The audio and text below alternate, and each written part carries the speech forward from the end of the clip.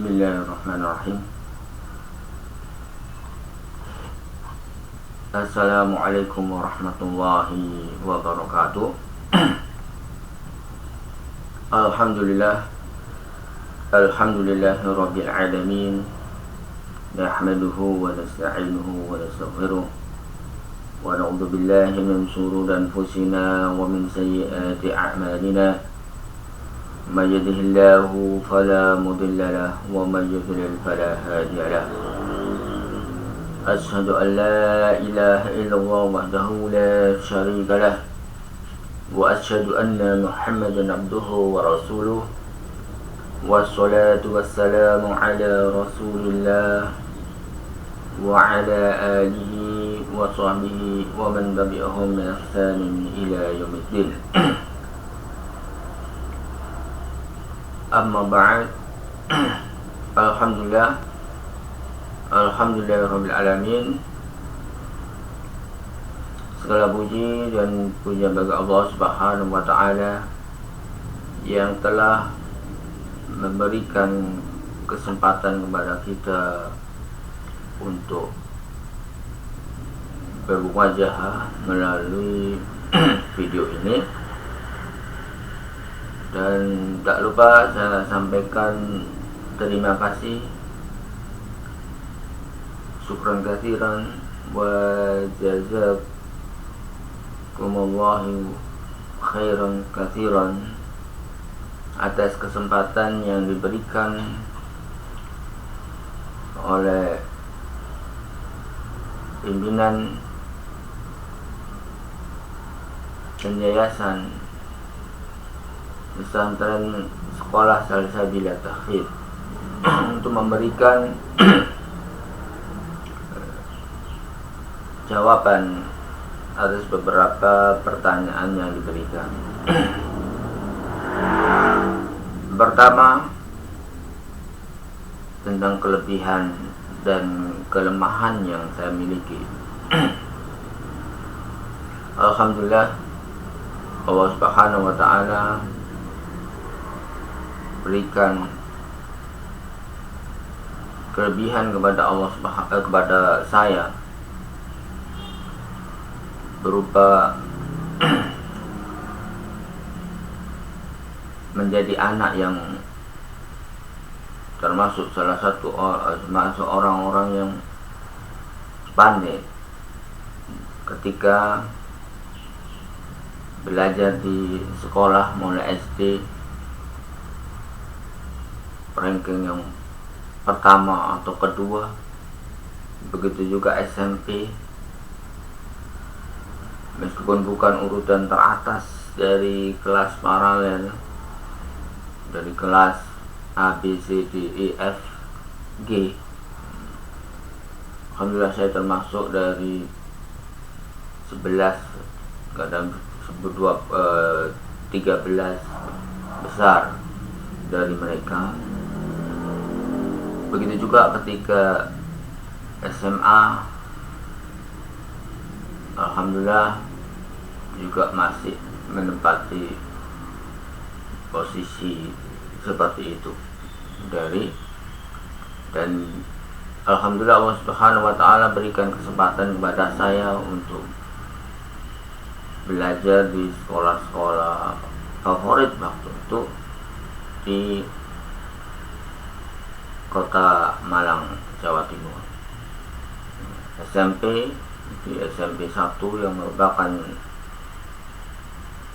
SMP favorit waktu itu di Kota Malang. Begitu juga SMA 3 Malang merupakan SMA paling favorit di Kota Malang.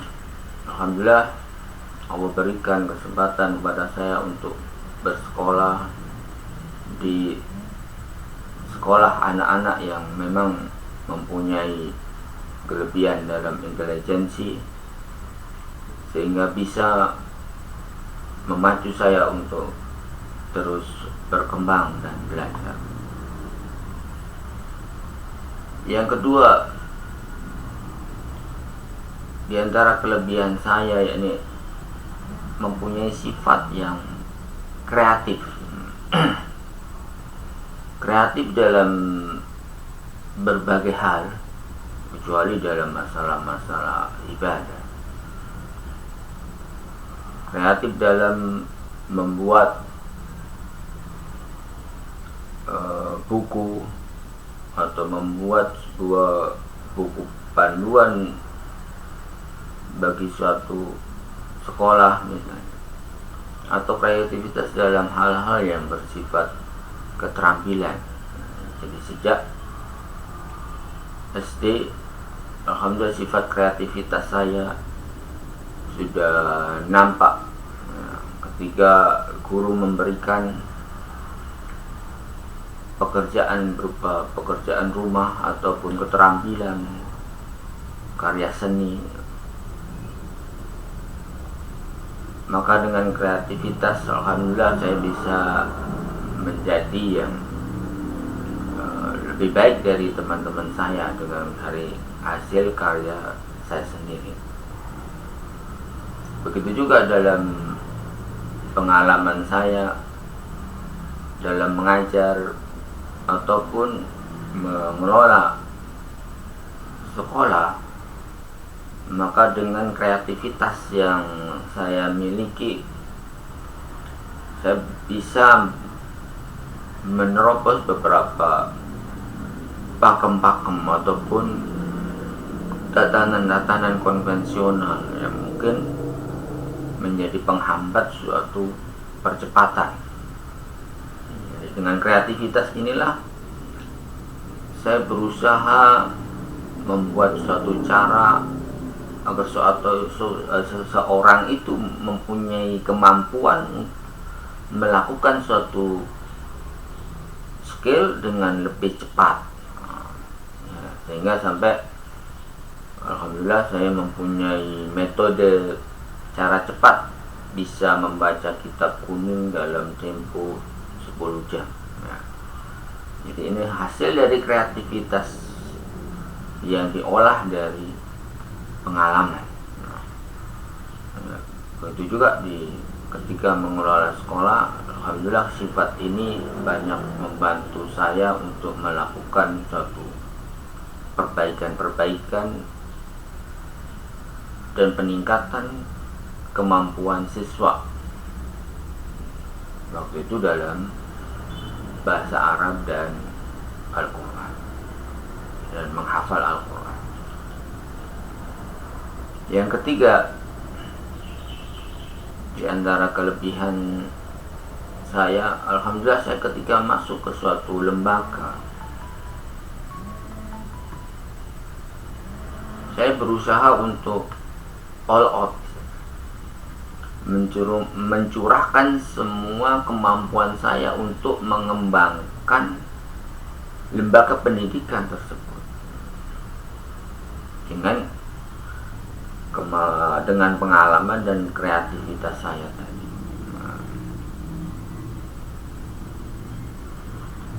Sehingga saya sebenarnya di lembaga manapun saya tidak pernah istilahnya setengah-setengah ketika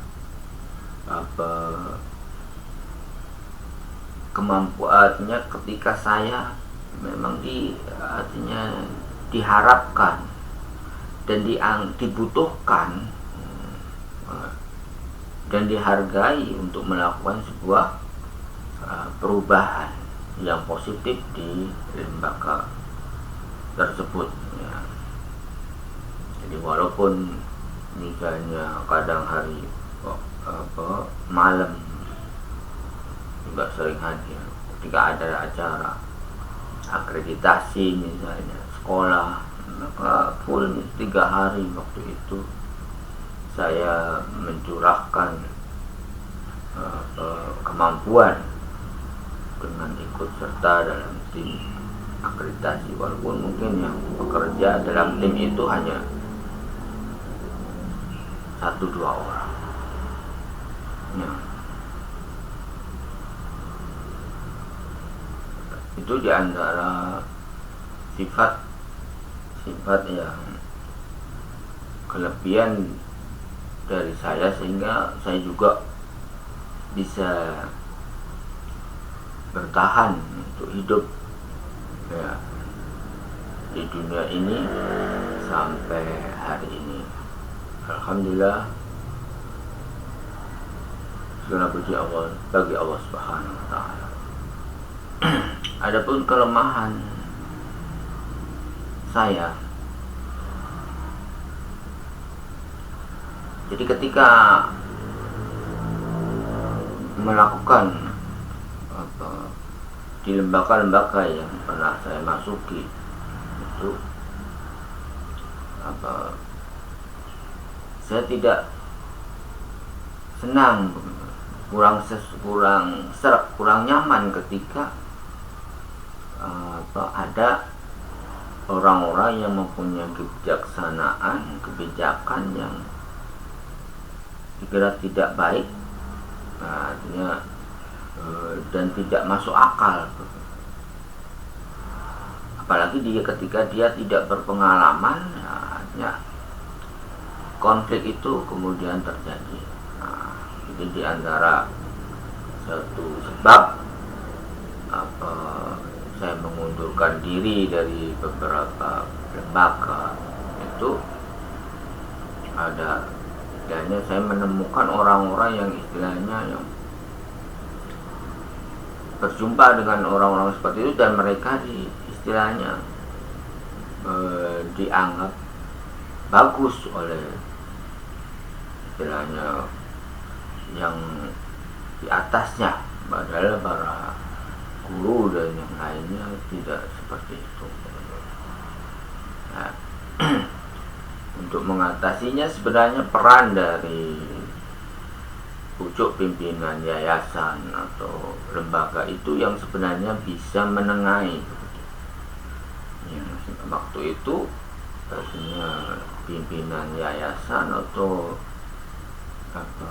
pembina tidak berusaha untuk menengahi, sehingga mau tidak mau saya kemudian ya, daripada kreativitas saya tidak jalan, ide-ide saya tidak berguna, sehingga adanya saya juga seperti tidak ada, saya tidak dianggap. Karena orang ini berkonflik dengan orang ini, ya lebih baik saya mengundurkan diri begitu. Jadi apa gunanya begitu kan keberadaan saya di situ kalau hanya seperti formalitas, misalnya kepala sekolah formalitas, tapi semua wewenang kepala sekolah kemudian dimentahkan oleh orang yang sebenarnya bukan pada tugas pokoknya, dan itu dibiarkan saja oleh yayasan. Jadi sebenarnya bisa diatasi begitu oleh pimpinan yayasan, yaitu dengan menengahi dan berbicara bareng bagaimana baiknya. Tapi itu tidak dilakukan oleh yayasan, sehingga ya lebih baik saya mengundurkan diri. Itu pertanyaan pertama yang bisa saya jawab. Kemudian yang kedua tentang konsep pengembangan sebuah ma'had tahfidz khususnya putri. Ya, alhamdulillah untuk keberadaan atau saya atau keterlibatan saya di dunia pesantren ataupun pesantren tahfidz ini sudah cukup, artinya banyak, sehingga memahami mana, artinya mengetahui mana yang menurut saya baik dan mana yang menurut saya kurang tepat. Jadi bahasa Arab dan tahfidz itu sebuah kemampuan sebenarnya yang bisa dipercepat, atau secara umum adalah bahwa seseorang itu bisa memiliki skill atau kemampuan dengan lebih cepat waktunya dengan catatan adalah ketika dia bisa fokus pada masalah itu, memfokuskan diri pada masalah itu. Sehingga dalam pesantren tahfidz, tema utama di dalam kurikulum adalah fokus. Ketika misalnya di tahun pertama misalnya ditargetkan anak-anak fokus tahfidz misalnya, maka dia harus pelajaran-pelajaran yang lain itu harus mulai dialihkan terlebih dahulu. Jadi kan dia lebih fokus untuk tahfidz sehingga benar-benar dia tidak terbebani dengan pelajaran lain dan pikirannya fokus. Maka ketika fokus itu, maka anak-anak akan bisa lebih cepat dan lebih mudah misalnya untuk menyelesaikan hafalannya. Ya, tentu saja sebelum menghafal, dari pengalaman saya, maka santri harus dibekali dengan muqaddimah yang benar, misalnya cara membaca yang benar, begitu, makhraj dan tajwidnya sudah benar. Maka ketika dia sudah menghafal, maka tidak diperbaiki lagi nantinya, karena hafalannya sudah tepat dan benar. Jadi pertama, jadi sudah diberikan muqaddimah, diberikan pengantar untuk tahfidz. Pengantarnya dalam bentuk teori dan praktek. Ya. Dalam praktek misalnya ada untuk membiasakan atau untuk memberikan muqaddimah anak itu mudah dan muqaddimah untuk mengingat ayat-ayat Al-Quran, maka diberikan target tertentu dalam waktu tertentu untuk membaca Al-Quran. Ini muqaddimah praktek. Dengan muqaddimah teori diberikan teori-teori tajwid yang benar, begitu juga cara membaca yang benar. Ini sebagai pengantar untuk sebelum tahfidz. Ketika masuk pada tahfidz, maka diharapkan kurikulum sekolah itu fokus.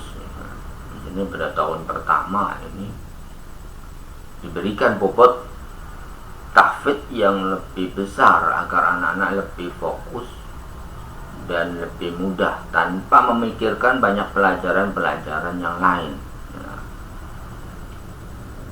Sehingga kemudian meningkat pada tahun kedua. Nah, ini akan mungkin pelajaran-pelajaran yang lain akan bisa lebih ditambahkan, karena porsi tahfidznya anak-anak di tahun pertama sudah terbiasa untuk menghafal, maka di tahun kedua dan ketiga ini sudah lebih mudah, ya, dibutuhkan waktu yang tidak begitu banyak sebagaimana di tahun pertama, sehingga pelajaran yang lain bisa lebih banyak di tahun kedua.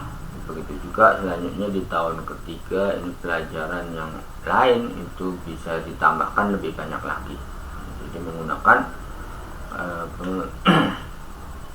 secara bertahap untuk pelajaran-pelajaran yang lain, yang tetap inti utamanya di tahfidz dan bahasa Arab ini punya porsi yang lebih besar.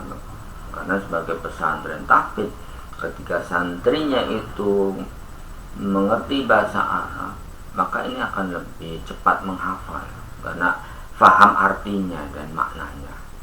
Ini yang sedikit konsep yang bisa saya sampaikan. Jadi dengan bertahap dan fokus, gitu ya. Karena kalau terlalu banyak pelajaran dari berbagai pesantren yang ada, itu saya lihat tidak berhasil di dalam tahfidz ini, karena terlalu banyak pelajaran. Contohnya saja, seorang anak MTS negeri misalnya. Berapa banyak sih anak MTS negeri itu yang bisa bahasa Arab? Atau MA, Madrasah Aliyah Negeri, berapa banyak anak MA yang bisa bahasa Arab? Tentu mungkin tidak ada 1%. Kenapa? Karena tidak fokus, kan pelajarannya terlalu banyak ya. Makanya konsep yang akan saya yang akan diterapkan itu adalah bertahap dan fokus pada sasaran yang ingin dicapai. Kemudian yang ketiga, untuk pengembangan bahasa Arab ini alhamdulillah kalau dalam bahasa Arab banyak pengalaman yang sudah saya dapatkan, baik bahasa Arab lisan atau nahwu dan sorof. Jadi alhamdulillah saya memahami bagaimana sih program bahasa Arab anak-anak dibesarkan. Kembali pada prinsip yang pertama dari kurikulum itu harus fokus. Jadi untuk anak-anak bisa berbahasa Arab, tentunya dia harus sudah menguasai materi bahasa Arab tadi. Ya, sehingga tentu kalau tidak menguasai materi, tidak selesai materi, maka tentu dia tidak bisa berbicara bagaimana merubah kata kerja menjadi fi'il madhi menjadi isim fa'il atau isim masdar. Kalau dia tidak menguasai, maka tidak akan bisa menggunakannya. Nanti ketika dia digunakan, maka akan terjadi bahasa Arab yang salah. Oleh karena itu, konsep dalam aktif bahasa Arab di pesantren yaitu kita mengadakan daurah intensif terlebih dahulu yang berguna untuk anak-anak menguasai materi bahasa Arab itu apa saja. Selesai teori, maka dilanjutkan dengan praktek. Kalau anak-anak sudah suruh praktek tanpa dia tahu teori, pasti akan menyebabkan banyak bahasa Arab yang salah dalam penggunaan sehari-hari. Nah, ini yang kalau sudah salah, ya, maka susah untuk membenarkannya. Ya, itu tadi pertama kita melaksanakan daurah intensif bahasa Arab, khusus bahasa Arabnya, sehingga fokus begitu. Jadi biar materi bahasa Arab itu selesai dan tinggal murojaah atau tinggal mengaplikasikan saja, baik itu berbicara, muhadasah atau dia membaca kitab kuning. Nah, jadi kalau sudah istilahnya sudah punya bekal kan, kemudian selanjutnya tinggal melancarkannya. Filosofisnya adalah kita belajar kursus mengemudi di tempat kursus mengemudi itu pasti bisa begitu kan. Tapi apakah sudah ahli? Belum. Makanya bagaimana untuk menjadi ahli ini, maka setelah kursus mengemudi ini harus sering mengemudi. Ya. Tapi ketika tidak ada kursus mengemudi, maka untuk mengemudi kan sebuah hal yang sulit. Ya. Makanya daurah bahasa Arab itu fungsinya untuk kursus mengemudi tadi. Setelah dia kursus mengemudi dalam waktu tertentu, maka dia akan bisa mengaplikasikannya. Dia secara perlahan tapi pasti bisa mengaplikasikannya dan terbiasa untuk mengaplikasikan teori yang dia peroleh tadi. Itu insya Allah bisa dilaksanakan dan akan menghasilkan hasil yang baik daripada hanya ada pelajaran bahasa Arab terus, tapi santri dipaksa untuk selama pendidikan dipaksa untuk berbicara bahasa Arab, sementara dia tidak memahami bagaimana sih berbicara bahasa Arab karena belum selesai teori istilahnya kan, belum selesai jadi dokter kemudian suruh praktek, kan tidak bisa. Untuk bisa berbahasa Arab yang baik dan benar itu harus selesai dulu teori. Nah, ini bisa dalam waktu sebulan atau 2 bulan, maka selanjutnya akan menjadi mudah untuk prakteknya. Dan alhamdulillah saya sudah mempunyai buku panduan untuk metode seperti itu, baik berbicara atau membaca kitab kuning. Yang keempat,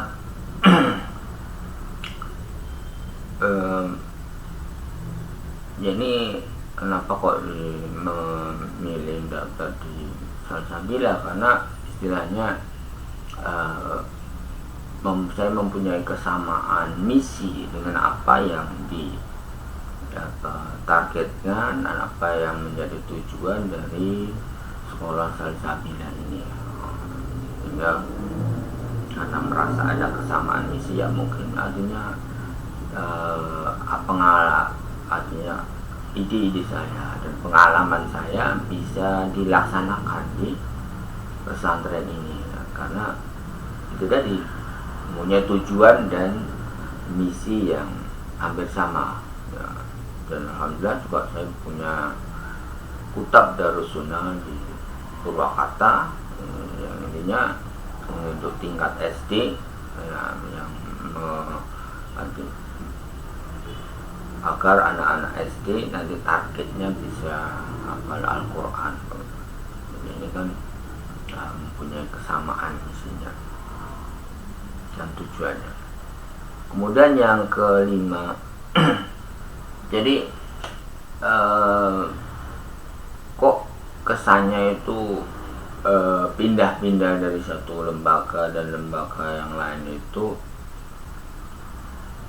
kok seperti coba-coba begitu, atau seperti enggak ingin menetap. Sebenarnya sebabnya banyak begitu. Sebab berpindah-pindah dari satu lembaga ke lembaga lain itu banyak, tidak satu sebab saja. Dan itu menurut saya memang ya tidak bisa saya bertahan di situ ya. Seperti di UMP, Universitas Muhammadiyah Purwokerto, itu baru lulus saya masuk situ sampai 4 tahun. Kok saya kemudian berhenti ya karena menunggu 4 tahun untuk diangkat pegawai tetap ternyata tidak diangkat ya.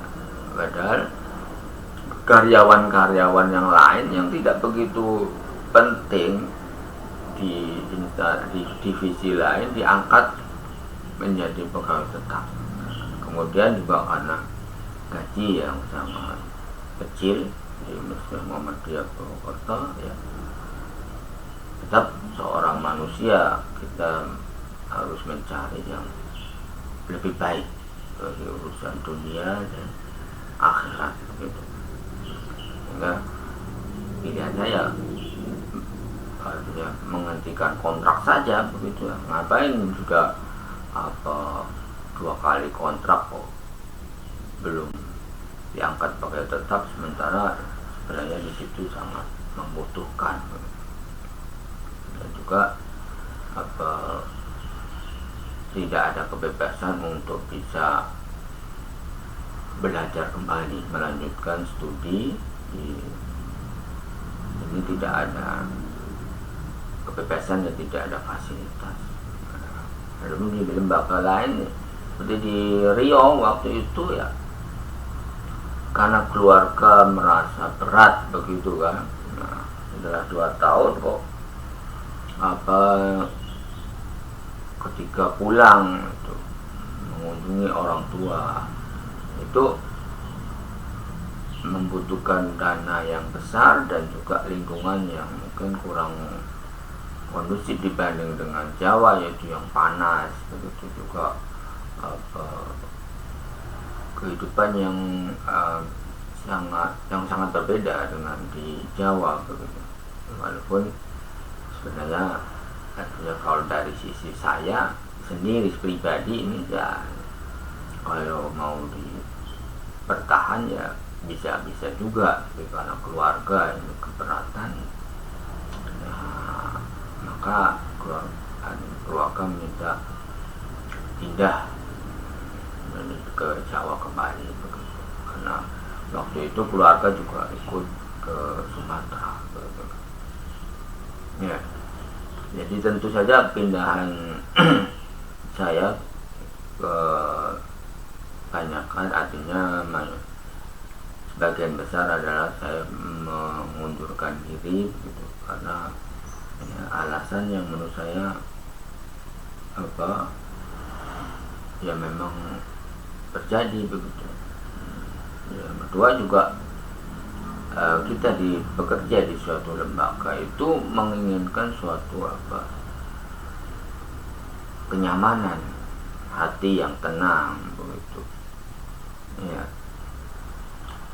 tidak dikejar-kejar oleh sesuatu yang sebenarnya tidak perlu, ya, tidak berkonflik dengan sesuatu yang sebenarnya tidak perlu.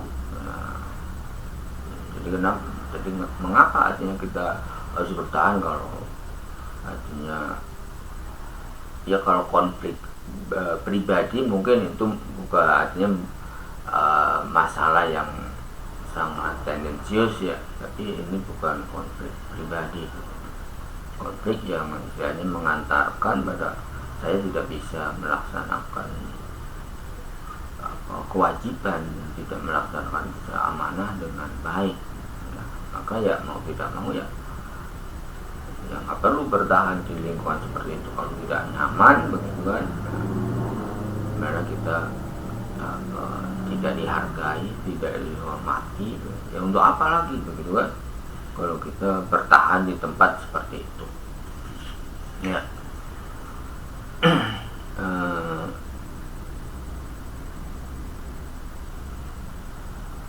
Jadi kemudian kenapa kok tidak mengabdi di satu lembaga yang terus itu, istilahnya karena belum menemukan begitu ya, lembaga yang cocok sekali begitu ya. Juga ya tidak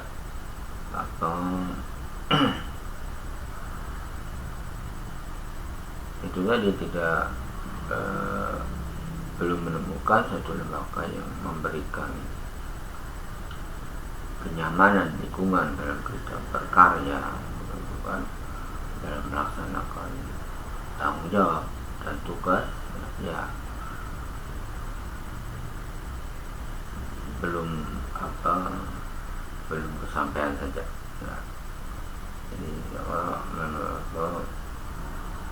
karena itu tadi ya, jadi kenapa kok berpindah dari satu lembaga ke lembaga lain adalah suatu hal yang biasa. Karena pertama adalah untuk ketika di awal-awal saya lulus itu ya biasa untuk mencari pengalaman begitu kan. Nah, di UMP misalnya Universitas Muhammadiyah Purwokerto, tujuan pertama saya adalah mencari pengalaman begitu. Bagaimana mengelola sebuah lembaga pendidikan ya, bagaimana sih lembaga pendidikan itu. Ini orang perlu pengalaman dan kemudian orang perlu pilihan yang lebih baik ya.